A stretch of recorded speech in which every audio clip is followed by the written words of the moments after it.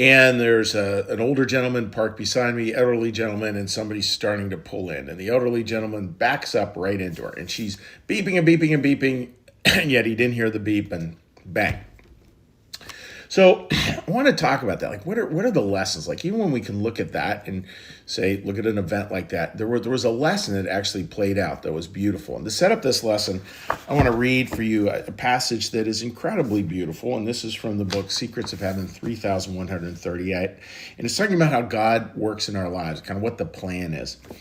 And it says, from this it can be seen that human rebirth is an image of the Lord's glorification. Now, that idea that, God is kind of doing it at this level, like way, way up there, and at a level we can't even possibly comprehend. It's a little like trying to comprehend the universe and how the planets spin, and yet the galaxy's traveling 70,000 miles as they're all spinning, but we feel all like we're just in one place. Just crazy stuff, right? Hard to put our brain around. I kind of think of that as the same way. It's like God's functioning up at this level. And Jesus with his glorification, it's just functioning at a level we can't possibly understand. I mean, maybe we can get a few points in there, but really hard to understand fully what's going on spiritually.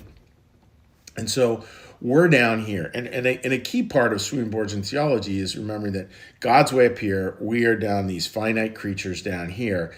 And yet there's a mirroring that takes place between the Lord's glorification and our rebirth. And by the word glorification, another word you could use for that, to glorify, is to celebrate. So it's sort of should have a celebratory feel to it. So there's this idea of God moving through, birth, death, resurrection, the basic trine of all life. You could add waiting and actually add a fourth to it. But birth, death, and resurrection, that idea of that kind of process in life.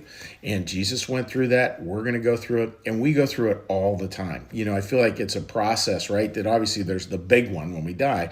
But how many times have you died, quote unquote, and been resurrected? How many times have you had a challenge come down the path that was just like, wow, didn't see that coming, and it was really hard, and yet something was born anew on the other side of it? Doesn't mean always something better, because some challenges in this life just are not made better, but it means that there was a rebirth of some sort. I mean, we see that pattern over and over again.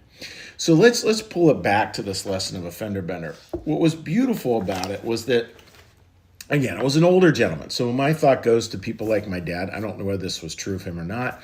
My thought goes to people like my dad, who are older, who could get a little confused, not hear things the right way, who are trying to do their best. They're not going out in the day to be like forgetful or anything, but just here's this absent-minded backing into someone, because she was clearly beeping. So that's person number one.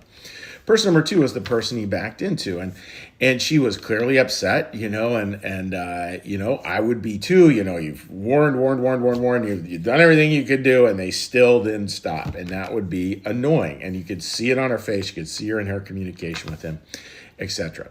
So what they do is they end up calling the police, which is, again, what you should do, report an accident.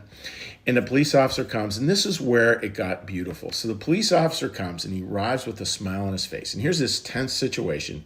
Person who's probably, I don't know, but probably an older person, probably a little bit confused and like, oh my goodness, head spinning. Here's a young woman who's just, she's just been backed into. She's probably had enough. I don't know what her day was like. Probably wasn't a great day. Just saying, because she was so upset, and she's angry, right? So he comes into this situation, which would be pretty tense.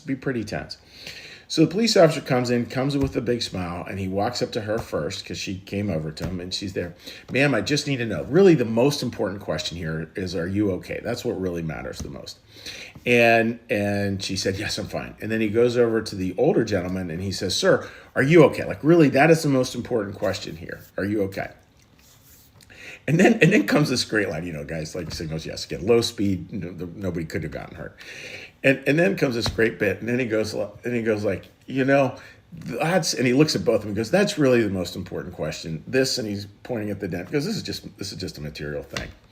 Oh, so good. That is where we are a reflection of God's glorification. That's where, in some small way, again, very small, we're talking a Fender Bender. We're not talking a major, we're talking like as small as we can make it. And here's God and all his glorification, all his glory as up here. And yet here's this small little thing in this small little parking lot observed by, four, I'll count myself, absorbed by four people.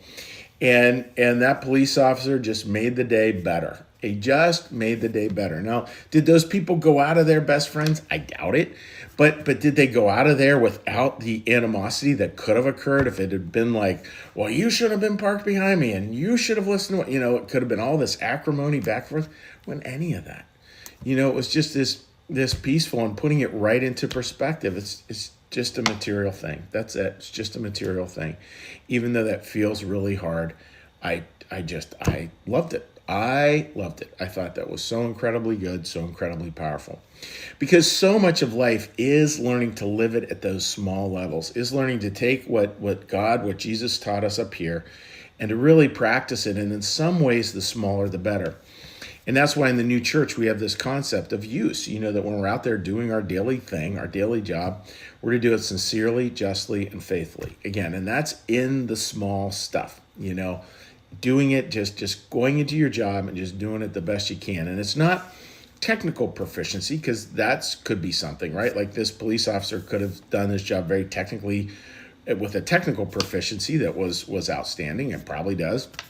You fill out the report, you do everything just right. But there was this added thing to it. And this added thing was beyond technical proficiency. It was sort of the language of the soul. And that's where we really want to be. We want to be able to add that little thing. And it's always a little thing. It's rarely heroic. Sometimes it'll be heroic, but my life experience is maybe we're called to be the hero maybe 3 times in our life. And the rest of the time, we're called to be Joe or Jane Bag of Donuts, doing our thing and trying to bring just a little more kindness into the world. So that's your thought for today, friends. That is the lesson of a fender bender. Just keep doing your job sincerely, justly, faithfully. Add that little bit of extra that brings a little bit more of God's presence into the world. So I hope that makes sense. And what we're going to do now is we're going to shift gears. And when we shift gears, we're going to do a little meditation. We're going to do a little prayer. We're going to do a little blessing, and we'll say hi to our friends on Facebook. So first thing, calming ourselves down, we listen to the prayer bell, and then a little meditation from the Old Testament. So take a breath, and a little meditation.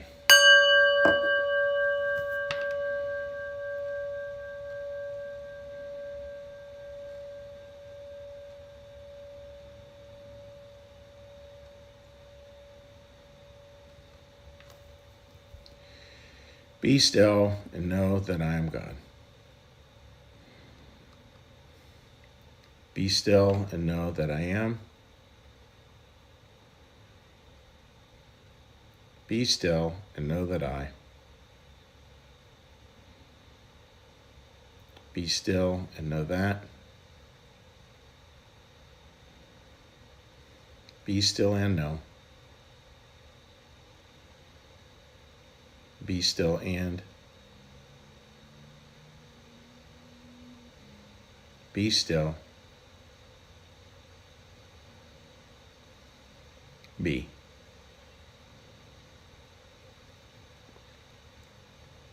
Our Father, who art in the heavens, hallowed be thy name. Thy kingdom come, thy will be done, as in heaven, so upon the earth.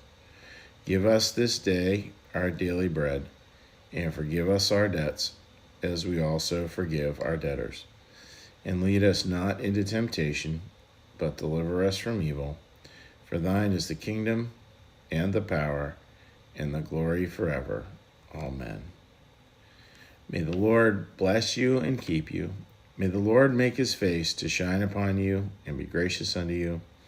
May the Lord lift up his countenance upon you, bring you peace, and bring you home. Amen. All right, dear friends, let's give a little cheery hello to anyone who might have joined us this morning. Poke it around here, see what comes up.